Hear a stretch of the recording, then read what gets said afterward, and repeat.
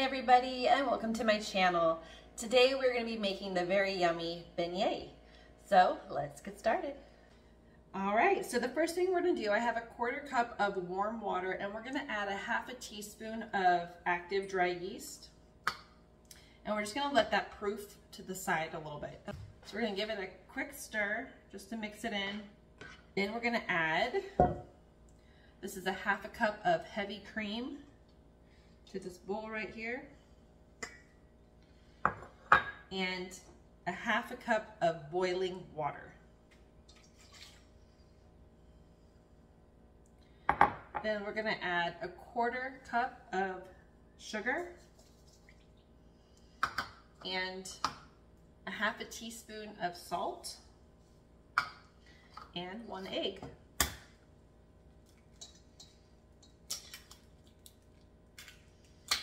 I'm gonna throw that in there. Okay, so now I have my whisk. I'm just gonna whisk this up.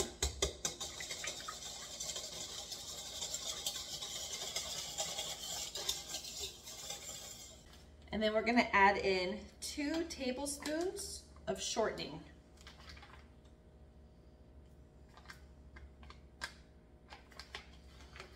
That's roughly 2 tablespoons.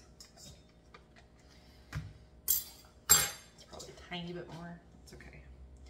Then I'm gonna add our yeast that's been to the side and proofing.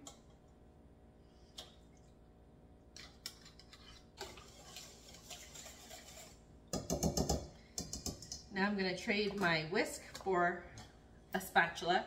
And I have 4 cups of flour, and we're just gonna add a little bit at a time. Mix in between each time. I found this recipe on the internet. I found it on Instagram. This is Princess Tiana's beignets from the Disney movie. And I've only made them one time. They came out really good, so hopefully I can replicate that. And I love beignets because, well, especially when they're just out of the oil, nice and warm. But I love them because they're not super sweet. I mean, you are gonna add some powdered sugar on top for the sweetness, but otherwise it's just a dough that you've fried, and it's just really a nice fluffy dough that's just delightful to kind of bite into. Okay, so right now it's still mostly flour. I'm gonna have to use my hands to really knead it and get it well mixed in. We're just kind of pinching, squeezing, pushing, whatever you need to do to get it mixed in. So now that we got this most of the way mixed in, I'm just gonna finish it out on my mat here just to knead it out. Make sure it gets really, really mixed in.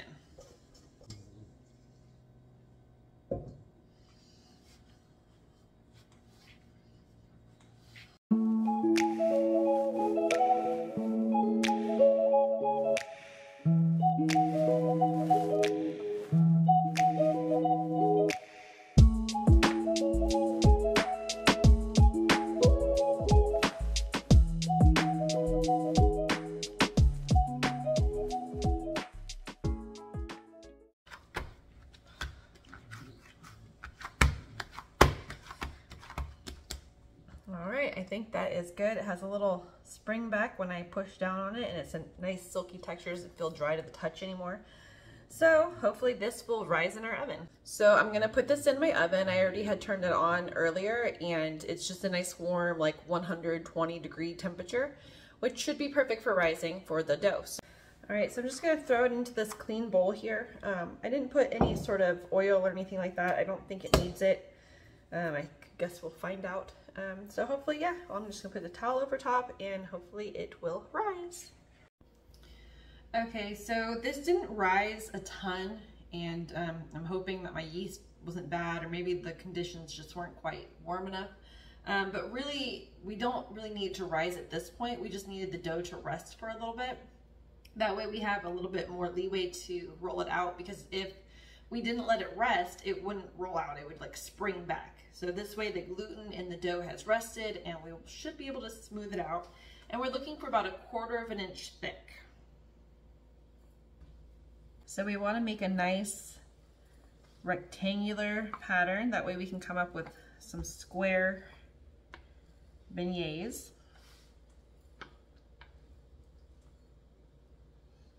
This dough reminds me a little bit of like when we do the cinnamon rolls. It's very silky.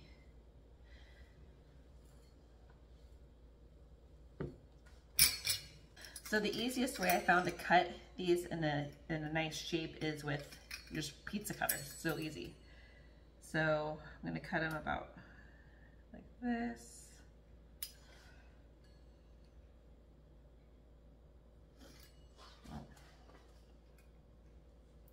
Apparently I can't cut in a straight line,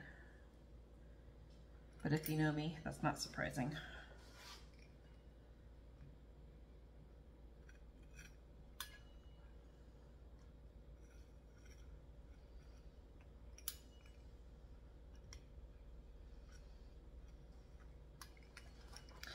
All right, and then I'm just gonna pick these up and I'm gonna transfer them to these baking sheets that I have here lined with parchment paper. And we're gonna just lay these out, and this is where we really need them to rise. And we're gonna put them in a warm oven for about 2 hours.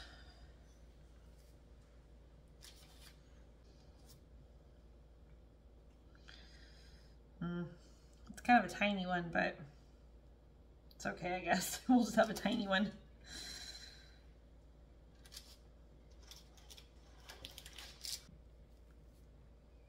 And I don't know if you can see about how thick that is. So it's about 1/4 to 1/2 inch. 1/4 inch would be better. These will rise some. All right, so I'm just gonna throw these back into the oven for about 2 hours. They might have to go in a little bit longer. It just depends if you get a rise. And we're not looking for a huge rise. They're not gonna go from like this to this. They're gonna just rise a little bit. You'll see they're just slightly fluffy. All right, so our beignets have come out of the oven. I don't know if you can really tell. They haven't poofed up a ton, but this is about where they were when I did them the first time. They came out great. They've only poofed up maybe 1/8 of an inch more, which is perfectly fine. And I have on my stove going right now a big pan of oil, vegetable oil. If you have a fryer, you're steps ahead of me.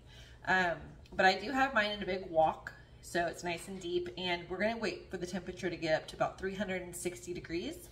And then we're gonna fry these up a couple minutes on each side just so they're golden. And then we're gonna sprinkle them with powdered sugar and they'll be delicious.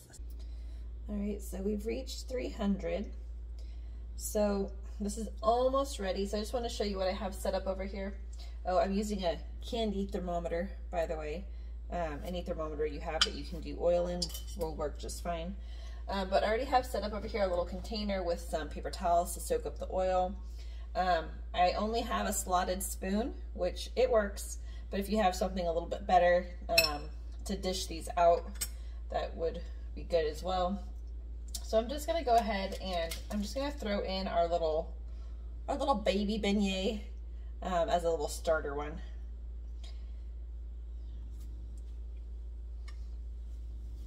There you go, it's boiling. And then you don't want to put a whole bunch in here at once because it will drop the temperature of the oil. You only want to do like maybe 3 max at a time.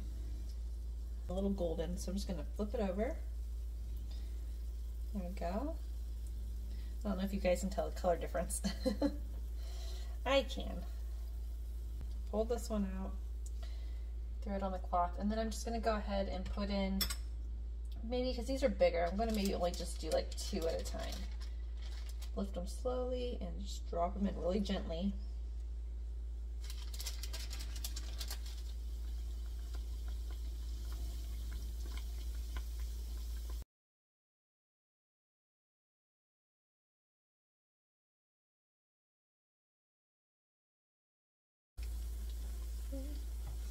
And then while these are still warm, I'm going to sprinkle them with some powdered sugar.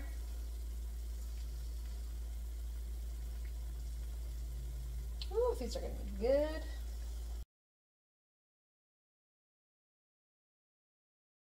All right, so these are all done. They smell delicious. They look really good. They might have been a little bit on the big side, but that's okay. So now the taste test. Don't forget, these are very hot, so make sure they cool down a little bit before you eat them. So good. Yeah. If you want to see more baked goods and pastries and tutorials, please like and subscribe below. Have a great day, everybody.